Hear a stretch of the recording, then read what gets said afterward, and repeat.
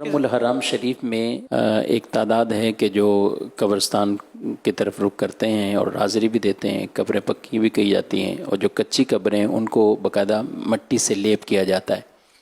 تو اس حوالے سے بھی اگر کوئی رہنمائی فرما دیں کیا کیا احتیاطیں ہونی چاہیے؟ ہاں، یہ قبرستان میں برابر ہی ہے. قبروں کو اثر نو اس کو لپائی کرتے ہیں اور چونے لگاتے ہیں. خالی چونا لگاتے ہیں، کلر بھی لگاتے ہوں گے، مٹی کی لپائی زیادہ کرتے ہیں. نہیں، جو پتھروں کی بنی ہوتی ہے نا وہ چوکور، تو شاید اس پہ ہی چونا لگاتے ہوں گے. ماربل پر پتہ نہیں، شاید دھلائی کرتے ہوں گے اس کی، کچھ تو کرتے ہوں گے. یہ قبر کی اگر مٹی منتشر ہو گئی ہے اور قبر کا نشان باقی رکھنے کی نیت سے کوئی عاشورے کے دن کرتا ہے یا پہلے کرتا ہے یا سال میں کبھی بھی کرتا ہے، اور دوسری قبروں کی بے حرمتی نہیں ہوتی، نہ پاؤں سے روندنا پڑتا ہے قبروں کو کہ پاؤں رکھ کے نہیں جانا پڑتا ہے نا، اس طرح اگر یہ احتیاط سے کرتا ہے تو حرج نہیں ہے. اور اگر بلا وجہ یوں سمجھتے کہ بھئی عاشورے میں کرنا چاہیے اور کوئی ضرورت بھی نہیں ہے اس کی، پھر یہ مٹیاں اور خرچہ اور اس پہ کیا مزدور لگائے، تو یہ سب اسراف میں جائے گا. اسی طرح بغیر ضرورت پانی ڈالتے ہیں، تو اگر نعوذ باللہ یہ کانسیپٹ ہے، تصور ہے کہ اس پانی سے اندر ٹھنڈک ہوگی میت کو، تو یہ غلط کانسیپٹ ہے. اور بلا ضرورت یہ ڈال رہے تو یہ ناجائز، ویسے ناجائز ہے بلا ضرورت ڈالنا. ہاں، مٹی منتشر نہ ہو، پھیلے نہیں، جم جائے پانی سے، اس مقصد کے لیے ڈالا تو جائز. اور تدفین کے بعد، میت کو دفن کرنے کے بعد پانی ڈالنا یہ سنت ہے. تو یہاں بھی مٹی جمانا ہی مقصود سمجھ میں آ رہا ہے کہ مٹی ابھی نئی ڈالی ہے نا تو جم جائے، قبر بن جائے. تو یہ کام جو ہے نا ان ضرورتوں کے تحت تو ہو سکتے ہیں، خواہ پیسہ ضائع کرنا یہ جائز نہیں ہے. قبر کچی ہے، اب اسے پکی کرنا چاہتے ہیں، کیا حکم ہے اوپر سے؟ اینٹوں سے ہو رہی ہے قبر پکی کرنا اوپر سے، جائز تو ہے، ویسے جائز ہے، لیکن یہ کہ اس کا فائدہ میت کو کچھ نہیں پہنچے گا. اتنی ساری ماربل، لاکھوں روپے کے ماربل لگا دیتے ہیں لوگ.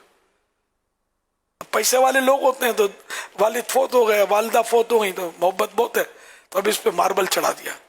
ارے اللہ کے نیک بندے، اگر آپ والدہ سے محبت ہے نا تو یہ رقم جو آپ نے ماربل پہ لگائی ہے یہ والدہ کے ایصال ثواب کے لیے کسی سید زادے کو دے دو، کسی غریب سید زادے کو جس کے پاس مالی طور پر کمزور ہو. یقین مانے یہ اگر ہاتھ اٹھا دے گا نا، ان کے نانا جان آپ کا بیڑا پار کر دیں گے، آپ کی نانی کا بیڑا پار ہو جائے گا. یا کسی اور غریب مسکین کو دے دو، یا چلو ایصال ثواب کا کھانا ہی پکا کے غریب و امیر ہو سب کو کھلا دو. کھانا کھلانا ثواب ہی تو ہے نا. ایصال ثواب میں بہرحال یہ رقم خرچ ہو، یہ ماربل اور پتھروں میں نہ خرچ کی جائے. اولیاء کرام کے مزارات، گنبد، یہ الگ چیز ہے.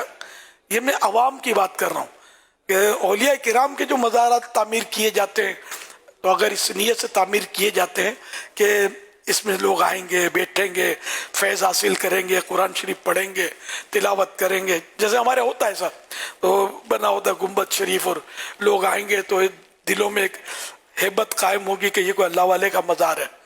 ان اچھی نیتوں کے ساتھ اللہ والوں کے مزارات پر جو گنبد بنائے جاتے اور عمارت بنائی جاتی یہ جائز ہے. لیکن عوام الناس کے لیے جو بالکل یعنی کہ اب کبھی جمعہ بھی نہیں پڑتا تھا یار، اس کا مزار بنا کے رکھ دیا آپ نے اور گنبد بنا دیا. گنبد بھی دیکھے جاتے ہیں، بنا دیتے ہیں چھوٹے چھوٹے گنبد قبرستان میں، یہ عوام کے ہوتے ہیں. اور وہ 4 دیواری، تو اگر 4 دیواری بنانے کا مقصد، چھت بنانے کا مقصد یہ ہے کہ خاندان کے لوگ مثلا آئیں گے، یاسین شریف پڑھیں گے دیوار کے سائے میں، یا اس لیے بتی لگا دی کہ کوئی اندھیرا بھی ہے تو یہ ان صورتوں میں تو عوام کے لیے بھی جائز ہو جائے گی عمارت بنانا، ورنہ پھر یہ کہ اسراف ہے، فضول ہے.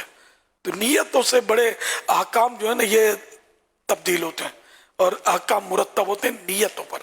انما الاعمال بالنیات، اعمال کا دار و مدار نیتوں پر ہے.